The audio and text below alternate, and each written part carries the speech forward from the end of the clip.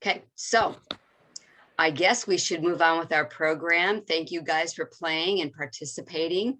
And our next little gig is our nonprofit. And it's a little bit different this time because our nonprofit is kind of big. So it is the Fremont Green Challenge. Patrick Journey is the person who's going to present. He's the city program manager with deep experience with nonprofit development, fundraising, and community organizing, formerly with Colorado Springs Food Rescue. And Patrick holds a bachelor's in environmental science from Colorado College. He's dedicated his life to building a future we all want to inherit.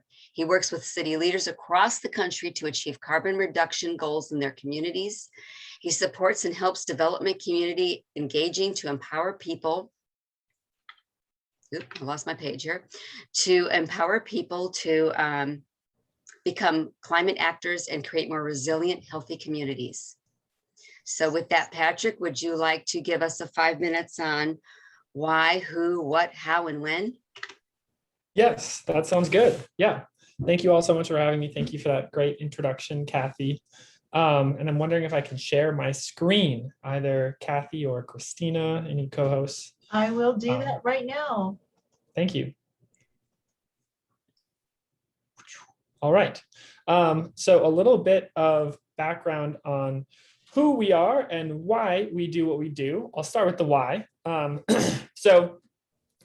work for a nonprofit, Community Climate Solutions, and we are working to make a really big impact on the climate crisis.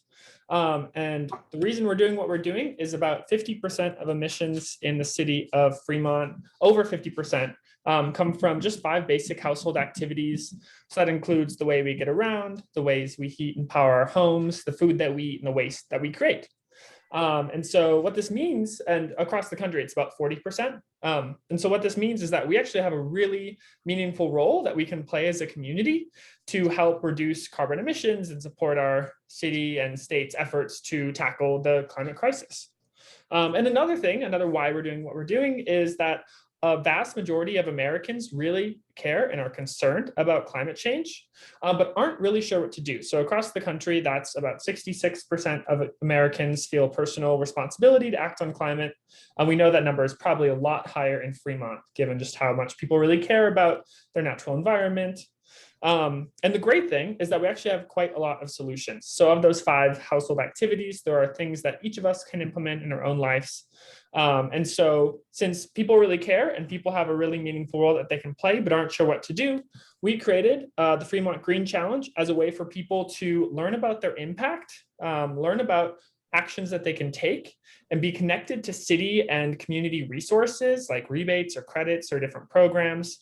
And then motivate communities to work together. So we have been working with churches and 3rd grade classrooms and PTAs and service organizations and neighborhood leaders and high school students to work with their communities, whether that's a book club or their neighborhood or their organization, to run meaningful and fun climate challenges where they can work together, listen and learn and share and make a really big impact on an issue we all care about.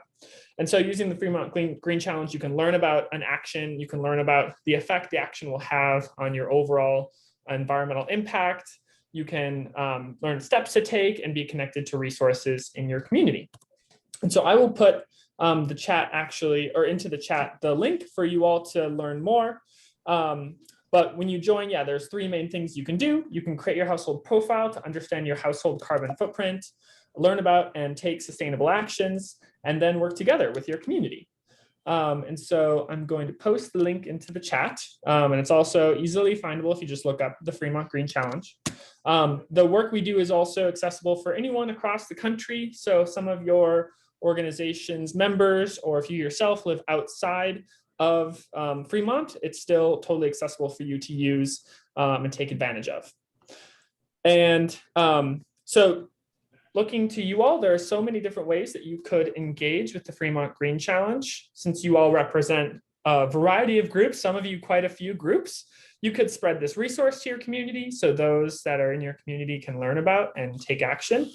You could run a fun employee challenge with your nonprofit to build community and camaraderie and also make an impact on an issue your employees or coworkers probably care about. You could also facilitate engagement with a broader network if you have volunteers or members or people on a listserv. And then last but not least, let's say you also attend a church and this church maybe hasn't learned about the Fremont Green Challenge or isn't working on it. You could always connect me to those leaders and help them facilitate a challenge with their membership as well. So I'm going to put my contact in the chat as well, but I'd love to work with any and all of you if you'd be interested to make a really big impact on climate in our community. Thank you, Patrick. That was nice and concise and very informative. Thank you. Definitely. With that, Tina, would you like to introduce our guest speaker? Yes, I am happy to welcome Lance Nishihira to this meeting, and thank you, Lance, for your time and sharing your knowledge with us tonight. Some of the facts in this short introduction you heard from Lance earlier, but I know we've got some new people that joined us after he spoke during our icebreaker. So here we go. Lance Nishihira has lived in the Tri-Cities area his entire life. He currently lives in Union City with his family. Growing up, he served as an Eagle Scout, and he also served our country as a U.S. Marine. Lance, I just want to say thank you for your service. I know both Lisa and I have family members who served in the same branch, so thank you.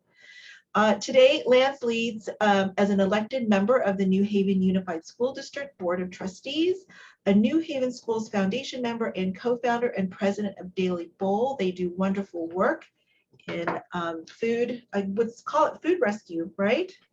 Distribution. Right. Using his background in technology and design for Fortune 500 Silicon Valley companies, Lance helps organizations operate and scale to fulfill their missions that support people. And I'm going to start talking because Lance is going to talk about all his knowledge and how we can access tech to further our missions. Take it away, Lance. Okay, I just need to be made a co-host, and I would be happy to do that. There you go. All right, let's see here.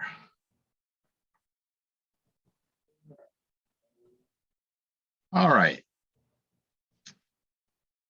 You guys are probably okay. So hello, my name is Lance, and well, hang on. Part of the reason why I'm here is because Kathy, the other day, she and I were talking with the rest of the folks over at Daily Bowl. She gave us a check. Always love getting checks. And Kathy and I were talking back and forth, and we were talking about just some things that we both kind of, resonate with in terms of working through technology. And I started to rattle off a bunch of things that she eventually told me, okay, that's all great.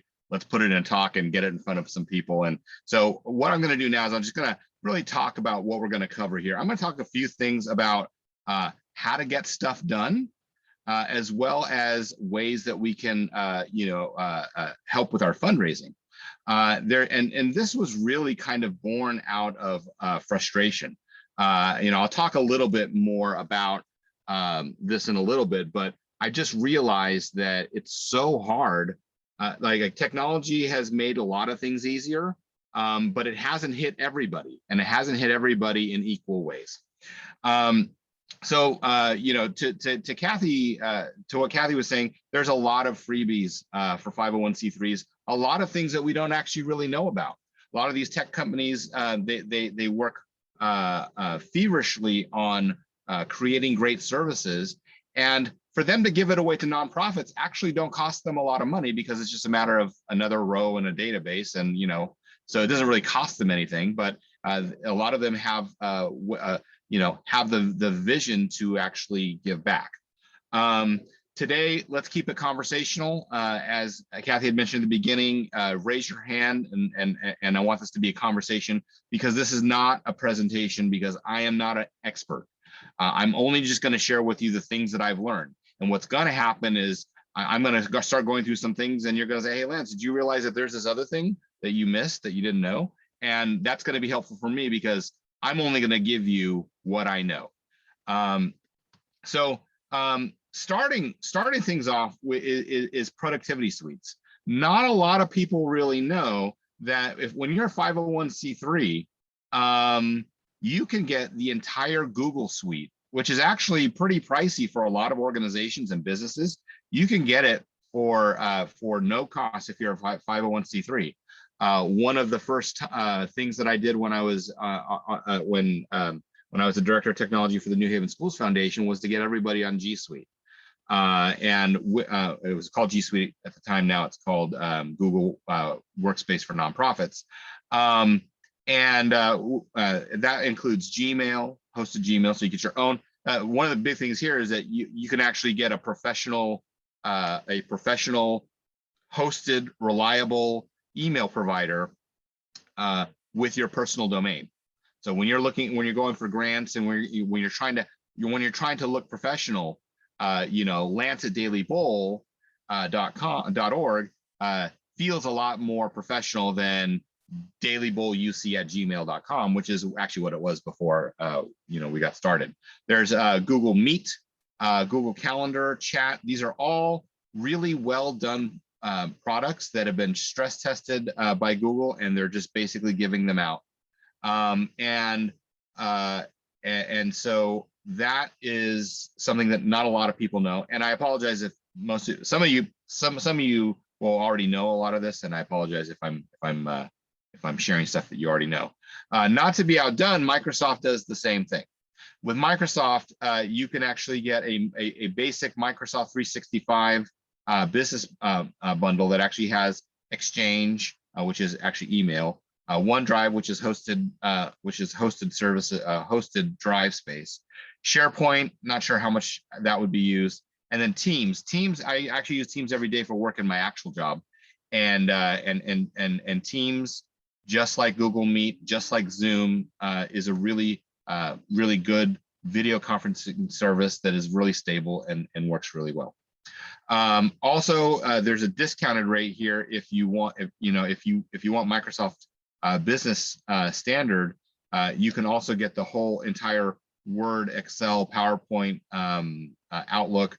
You can get those. Ordinarily, it's $12.50 a month, but as nonprofits, you can get for $3 a month. So even though there's things that are maybe not free, a lot of things are going to be highly discounted. There's a couple other things also in the getting things done bucket. Support ticketing platforms. Many of you have heard about Zendesk.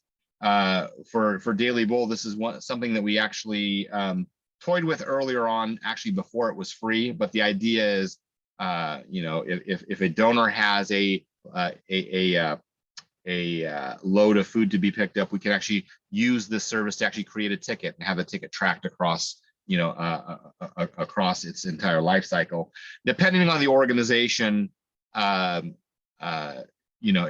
your operating model is a ticket-based operating model, this could be helpful. It's actually a really well-seasoned service. It works really, really well. It's usually, the cost is not insignificant, but for qualifying organizations, you can get it for free. Customer relationship management. This is something that I've actually heard of, and I've never actually used it. So you're going to have to take my word for it. There's a lot of people who swear by Salesforce. Salesforce has a lot of really interesting things. They do have what they're calling Salesforce. I think it's the power of many, or there's some word that they use to actually put the package together. You get up to 10 free subscriptions per 501c3. And you can use a CRM for any number of things, either tracking donors or tracking grants, tracking projects, or even using it for different types of analytics. I don't actually use this. I use something else that's a little bit more pared down. But for those of you who could use the power of Salesforce, that's something. Now, in the areas where we can actually make a little bit of money, for nonprofits. Because fundraising is actually really challenging. I'm going to start with these two things first. These are the enablers that help everything else downstream that I'm going to show you. And that is nonprofit verifiers and listers, right? Two of the big ones are GuideStar and Charity Navigator. When you are listed on here, there's a lot of things that that you can take advantage of, and I'll go through some of those. But really, what this is just a way. This is a service that verifies that you are in fact a 501c3, that goes actually beyond what is in the IRS database. This one, I could have done the same thing using New Haven Schools Foundation, but I just took all the screenshots using Daily Bowl, so it's consistent. Once you actually have these, it can enable things like Amazon Smile, PayPal Giving Fund, and a few other services. Now those are the enablers. That's the, if you do one thing today, get this in order, and that can actually be that can enable a lot of other things. Excuse me, yeah. Lance, should you have both of them, or is one just? I would probably do both, just to be safe. Because I all the ones that I've checked tend to use GuideStar more frequently, but I've also seen a couple where they use Charity Navigator. Okay, so yeah, I know we're on GuideStar, but not Charity Navigator. Yeah, I would do GuideStar first and make sure that it's actually. I think for New Haven Schools Foundation, I think we're platinum, right? Platinum or gold, something like that. Yeah, it's not quite platinum because I owe some additional documentation to get there, but yeah, the more you require that you have some policies and procedures documented, and some of those things that they're asking for, we still have in process. Yeah, and so like the more that you have on here, the more the more transparent you are, the more certainty you can give the person that wants to give you money that you're legit, you're up to date. And I'll go through a little bit of that a little bit later as well. But do this one first, and then Charity Navigator. There's also one called give.org, which is more of like a Better Business Bureau complaint handler thing. So it's less important that you're that you're on there, but you do want to monitor that one because that's kind of like the Yelp of nonprofits, right? So if they take complaints, it ends up on give.org. So you just want to make sure that your narrative is really on top of it there. Next, I'm going to talk about corporate giving platforms. Now, part of the reason why I said that those other the verifiers are kind of the enablers, because that will allow a lot of platforms to give you money. Because a lot of times when you raise money, the way that they can do that is to make sure that the money, when it actually gets collected and moved over to a bank account, goes to the right organization, and then that organization is actually under compliance for tax purposes. So this is an example where I work. They actually have the service that my company uses is called Benevity. And Benevity has the ability for you to find nonprofits, and you can do things like corporate matches. There's a lot of nonprofits that I've worked with in the past that they don't know that they can't get corporate matches because they haven't done all that work that I'm telling you about. So here we could do corporate match. I can send money and then request a match. What PayPal allows me to do also is they allow me to volunteer my time, and they will give me the monetary equivalent of about $10 an hour. And I can they'll give me like a credit, and I can actually route that credit to any of the nonprofits that are in my that are in this tool. And then the way that you get access to that is if you don't show up in Benevity, they're gonna go and they're gonna look at GuideStar. And if you're on GuideStar, then it makes it a lot easier for you to get put into the system. Now, my company gives me $2,500 a year, either through corporate match or through my volunteer my volunteer work. It's and Helen really appreciates it. But what I will say is that, and I really appreciate it too, because it just makes giving so much easier. But guess what? Google gives $20,000 a year. Now, I don't know what form that is. I don't know if that's $20,000 in corporate matching, because I don't actually work at Google. I do know a few people who work at Google, but if this number is correct, and I did verify it on the website. I don't. If you know some people at Google, lean in a little bit and see, because the way you look at it, there's a ton of money being left on the table, because I can tell you, of all the employees that I know at PayPal, I don't know many people who reached the full 2,500. So I would just say that we as a community of nonprofits are leaving a lot of money on the table. Okay. The next one I'll go over here is a couple of different donation platforms. This is here's a disclaimer. Disclaimer is I work at PayPal. I can also tell you that I make zero money. I have zero conflict of interest. I don't get paid any more if you use PayPal Giving Fund. But let me just tell you a little bit about what this is. With PayPal Giving Fund, everybody gets a page. This is Daily Bowl. This is Daily Bowl's page. I created one for New Haven Schools Foundation.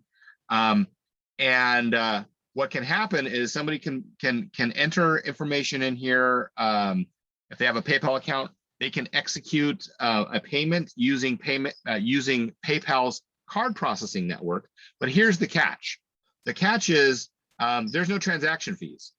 So there's no 30 cents plus or 29 cents plus some percent or whatever. They waive the transaction fees.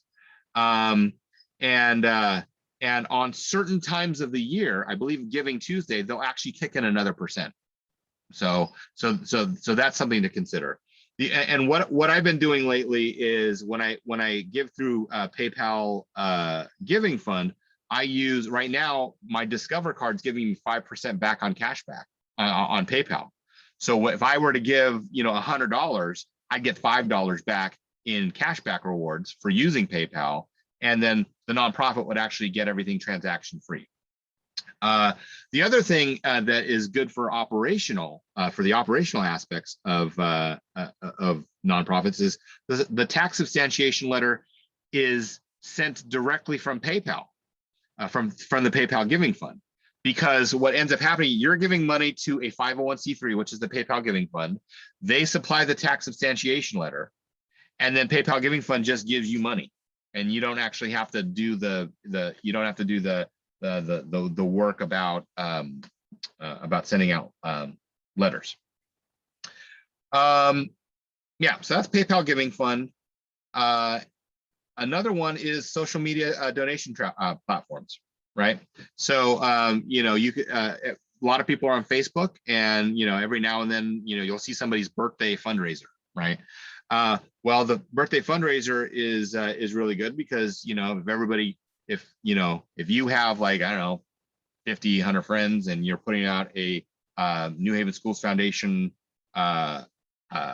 fundraiser, or for, like, my mom I have a scholarship in my mom's name or whatever, you can actually fundraise from there. It will go directly to the New Haven Schools Foundation at some interval, based off of the information that it has off of GuideStar. And so this is an example of what one of those fundraisers looks like. And I'm sure that you've all seen it, but in order to do that, you have to your nonprofit has to be in good standing and on GuideStar. Another thing is donor advised funds. What this is these are investment accounts that you can you give all during 1 year. This is as an individual contributor. You give some amount and you put it in a fund, very much like a 401k. And as it grows, you can actually just send grants off. And the only way they will pay off is if it's directly to a 501c3. Again, this is another reason why you're going to want to get on GuideStar, so that your nonprofit shows up in this list, for that. Other thing is commerce giving platform. So Amazon Smile is, they actually use GuideStar. I did a little bit of research. They use GuideStar to create eligibility for nonprofits. Now, here's the nut I haven't cracked yet. Okay, so this was Amazon's revenue for 2020. That's 380. That's a lot of zeros, but it's $386 billion. And when I looked at what the take was 5 basis points. And I'm thinking to myself, wow, is it really worth it? And if you take that, that's $1.9 billion of commerce that's going through that people aren't getting a piece, that nonprofits aren't getting a piece of. So maybe there's a way, like maybe this coming holiday season, where you can kind of do a campaign just, specifically for online shoppers to say, hey, you know what, use this Amazon Smile link to do all of your shopping. And this is one of those things I haven't cracked yet, but I think the potential could be relatively big. I don't know, Helen, I know we do Amazon Smiles. We don't really get a big take on that, do we? It's gosh, I don't know, 100 a month. It's worth doing. Oh wow, I didn't really even realize it was that much, but that's so $100. It's passive income. I don't do anything. We just get the check. Yeah. So, Along the yeah, same I line, did have to do the initial setup, and Yeah. Amazon likes to have nonprofits use their banners and publish links on their Amazon Prime shopping days and stuff, which can work if you have the time. Yep. And another part of PayPal does give it checkout. So a lot of times, if you're checking out through PayPal, you can click a button and add $1 to any nonprofit that is in the PayPal Giving Fund. And also eBay. So if there's also checkout. There's also checkout for eBay as well. All right, let's see here. Where did I get here? Did that. Okay, so now what? I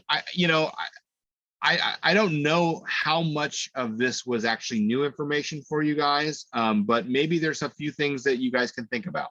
And one is, first of all, figure out what you need. Like I don't know how many different nonprofits are represented here, and they're all probably in varying states of kind of completeness, right? One of the things that really got me started on this was it was really hard to give away money. I had some money left over towards the end. I know, you'll take it, Helen. There were actually a couple nonprofits that were serving some sports programs in the Dakota neighborhood, and I was trying to give money to them, but they weren't showing up in GuideStar. And I was trying to talk to them, and I was like, okay, you're gonna go do this, and you're gonna do this, and it just felt like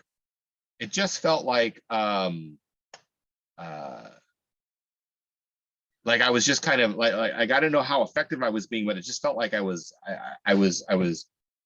not really solving the problem, right? And so that's kind of what got me started here, because I just felt like it was the problem was this big, and I could just help this one nonprofit, and I would just help that one nonprofit. So the first thing is to figure out what you need.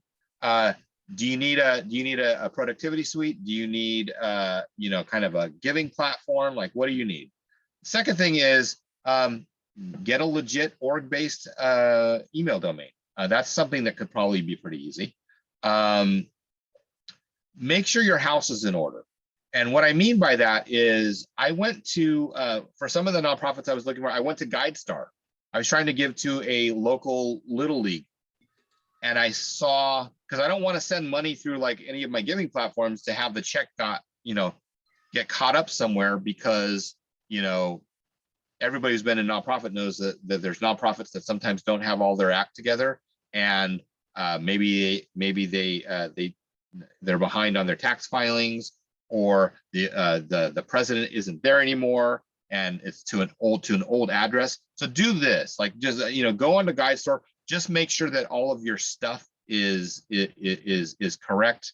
That way that your latest tax filing is up to date, that your address is correct, because those are the types of things that give people confidence that you're actually an organization that's going to be able to make use of the funds. This is similar, which is claim your 501c3 in charity in GuideStar and control your narrative. Right. This is the thing. You just want to make sure that you have full control over the way that you look on GuideStar. Just to try things out, create a Facebook fundraiser campaign. So once you've gotten all those things put together, just maybe ask somebody for, hey, can I have your birthday? Can you create a fundraiser for my nonprofit and for your birthday, just to make sure that the rails and everything are working. Sign up for PayPal and PayPal Giving Fund. I did this for the New Haven Schools Foundation several years ago, and I know it was a little clunky.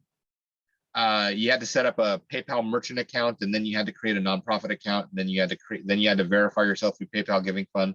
One of my coworkers actually works on the PayPal Giving Fund stuff, and she said that it's gotten a lot better. So hopefully it's a little bit easier. So if you guys don't already have one, give it a shot. Send any hate mail my way, and I will forward it to the designer, who hopefully can fix it. Here's a thing that I just recently found, which is before you actually buy a service, do a search for something for nonprofits. And a lot of them actually do have either discounted or free offerings. One example is Adobe Creative Suite, right? If you do Adobe Creative Suite for nonprofits, I believe it's still discounted. I know it's free for a year for students, but just before you buy anything, it's discounted, Lance. It's discounted. Yeah, I mean it's a not insignificant discount. It's a pretty good discount. But like, there's a lot of things that, like, if you can't get it for free, you can definitely get some type of discount. I would pick up a productivity suite. If you are mynonprofit@gmail.com, there's really not a whole lot to lose. It's pretty risk-free. The risk is your time getting involved in trying to make everything work. Find a nerd and encourage them to join your board. And what I will say about that is, my first foray into nonprofits with Helen was around what is it that I can contribute. I mean, I'm new, but I know how to do a couple things with some computers.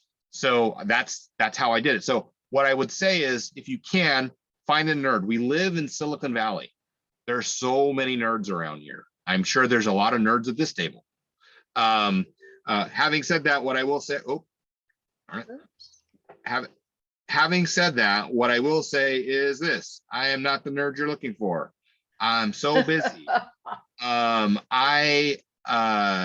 I really like to spend time. If I can't do something, if I can't, and Helen will back me up on this. If I can't do something well enough, then I just won't volunteer. Right now I'm pretty maxed out right now, but what I can be is I could be the nerd multiplier, or I could be a nerd herder, or I just can't be your nerd. So if you've got nerds that you want to, we could have like a birds of a feather, thing where we can just talk nerd. We can totally do that. With that, go forth and change the world. I'm so glad that you guys are here. I'd open it up for questions if you guys have any. Otherwise, I appreciate your time. First question, and I'm going to take liberty. Okay. What platform did you do this presentation on? Oh, this is a service called, I actually use it every day at work. It's called Miro. It is it's just like a big whiteboard. That's the best way I can describe it. It's a big digital whiteboard that you can just do all, the presentation is actually just, you create. So here's what the whole board looks like. It's ugly as sin. Actually, this is some stuff down here. I talked to I talked to Helen about this stuff several months ago about some of how to get money from PayPal Giving Fund into some nonprofits or some organizations that don't have nonprofit status. But it's just basically a big whiteboard. And I just created these frames, and from those frames, you can actually create, from those frames, you can create a presentation that looks kind of like this, right? Yeah. Kind of different, kind of eye-catching. Yeah. Oh, I like the way it flips through.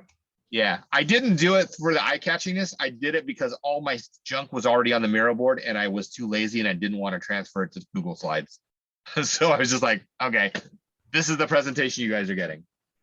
Work for me. Tracy, you have your hand up, and what do you got to say? Thank you. First of all, that was really informative, and a lot of great tips there. One of the things I was going to talk about was PayPal Giving. For anyone, I'm sure most of you know, but for anyone who doesn't know, on PayPal Giving, you can also connect with Nextdoor, and Nextdoor has Sell for Good. And so you can have people can sell items on Nextdoor, and they can designate it to go through the PayPal Giving Fund to your organization. Oh, wow. So we had people that wanted to donate items to us, but we can't use the items in our rooms. So we just tell them if they'd like to sell it on Nextdoor, they can then donate the money to our organization through Nextdoor and PayPal Giving. Outstanding. I didn't even know that. I don't know how I knew it. I just fell into it somehow. That's why we all huddle up here, because we share information and resources. That is awesome. I think Kate, you have your hand up, and you have some great questions in the chat, Kate. So and Kate, you came on. We didn't get to introduce you, but she has been doing a Christmas court and all things community for many years, selflessly and neighborly. And Kate, welcome. Hi, thanks. Yeah, I got, I'm stuck in an airport, and I noticed that the meeting was happening. So I'm like, well, I'm stuck here late in an airport, so let me jump in. So yeah, my question about PayPal Giving, because we've looked at it and we noticed that with the PayPal donation button on our christmasplace.org website, that some donations get that little percentage hit and some don't. And it's kind of mysterious why. But that's separate from the question. Would we be able to replace that link with like a PayPal Giving link? Because what we tend to get are individual donations from visitors, typically smaller amounts. Yeah. And the way that I've handled that is I've actually done away with I personally have done away with the donate button and just send people directly to the PayPal Giving Fund link. That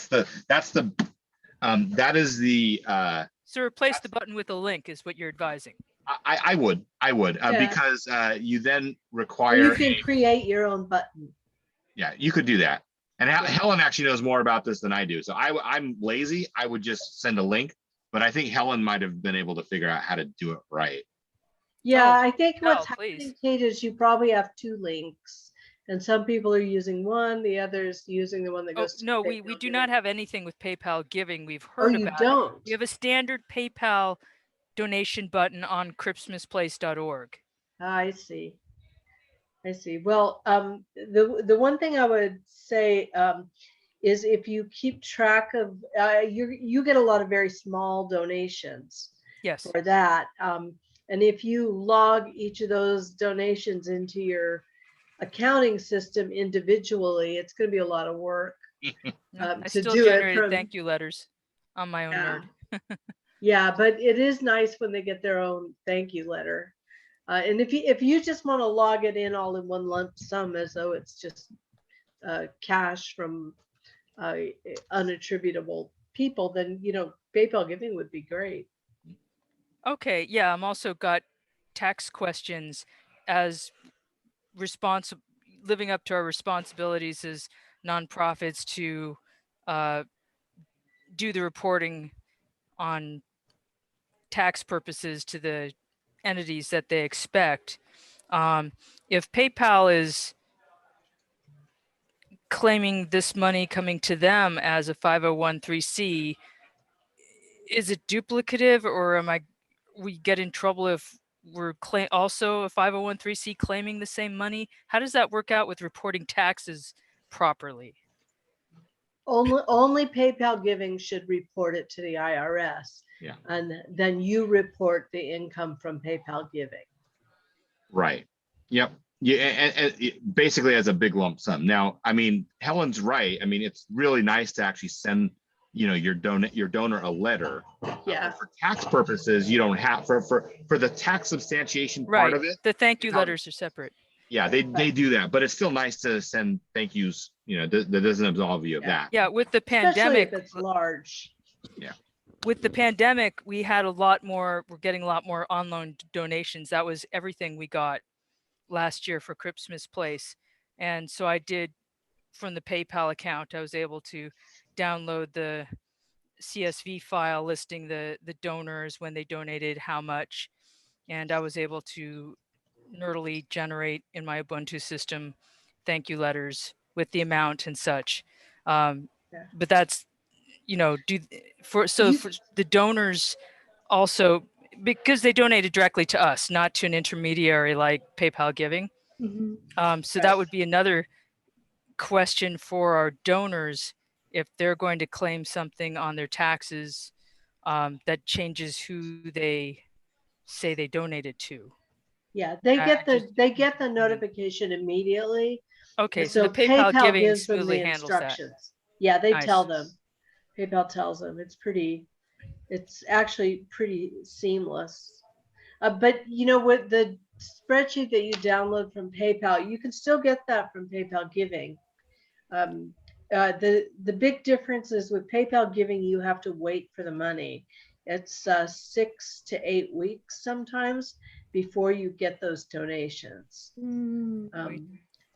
So that's how they give it to you without charging any fees and giving you the extra boost, is they have the use of your money for a while. Yeah. Well, we usually wait till the end of the Christmas Place, December, to see how much money comes in, and then we divvy it between our charities. So if there's, we typically cut our checks to our beneficiaries in like late January, early February. So that probably wouldn't be that wouldn't be a deal breaker for us.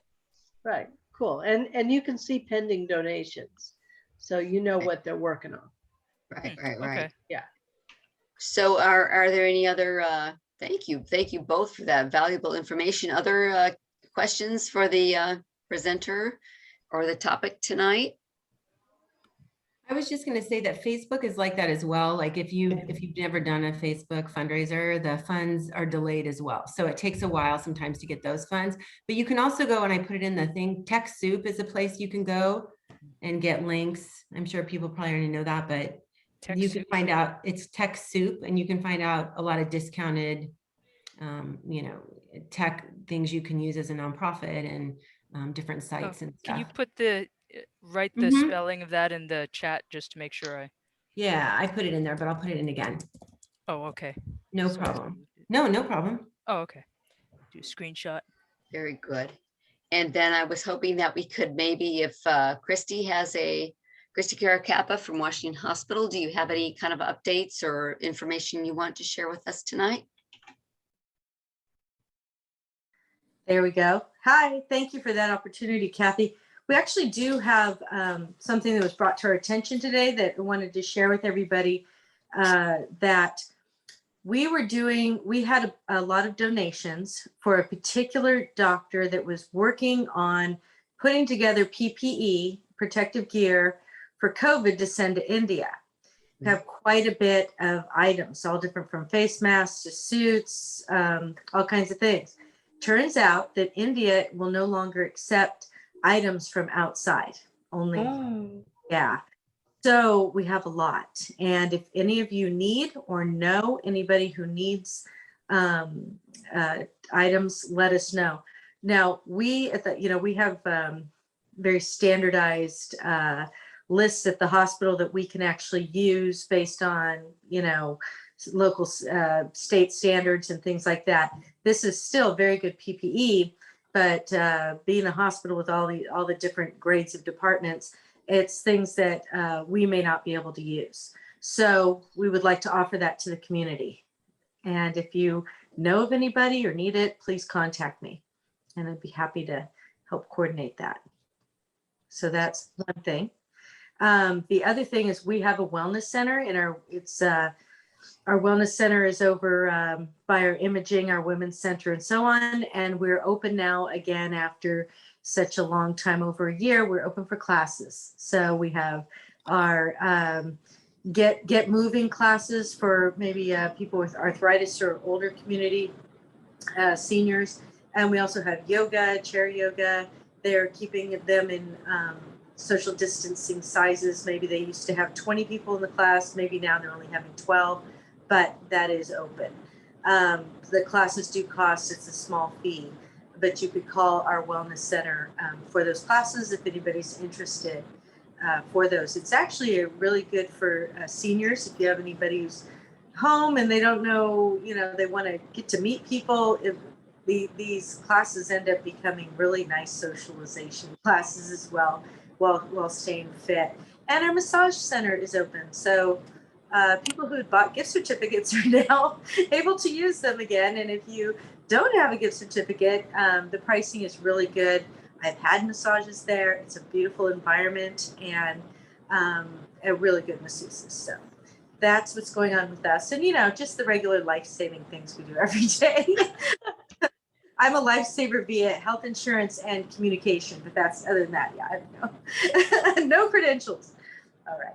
Anybody? Oh, for sharing that. Tina just put the Wellness Center phone number in the chat. Thank you. Yeah, and the website. I'm so excited. I just called yesterday. I had lunch with a friend and she has just chronic pain and she booked, I think, 6 massages, and she's just thrilled that it's back because she was a regular before. So she inspired me. I made an appointment just yesterday. Oh, good. I can't get in until August, but so everyone get on it if you're interested. It's very affordable. It's a wonderful community resource, the Wellness Center. Pricing is really, I can't think what it was for the prices. I know it's, better than a massage NV and it's not in a spa setting, but I say that, but our women's center is geared to It's like a country club. I know, isn't it? I mean, you go to get a really nice little. Yeah, it is. It is absolutely. It's very zen, very, very, just it's very beautiful, and it's such a wonderful and almost like I think a lot of people know about it, but in a way, for me at least, several years ago. Until I started working at hers, I wasn't that aware of it, and it's like a hidden gem, Christy. Yeah. Well, and hers breast cancer is right there, and so for you have a soft place to fall. Is your slogan, and it is there. I mean, it's very scary to be facing what people are facing. I mean, you're going in for a mammogram. There's a reason for that, and some people have a lot of anxiety. Boy, you go in there, you forget But of course, for the mammogram, it's not quite a massage, but the people are so nice and it's good. So anyway, thank you, Kathy, for giving us that time. Yeah, you bet. Oh my stars. Any other final announcements? We're just past the 1 hour mark, and to be respectful of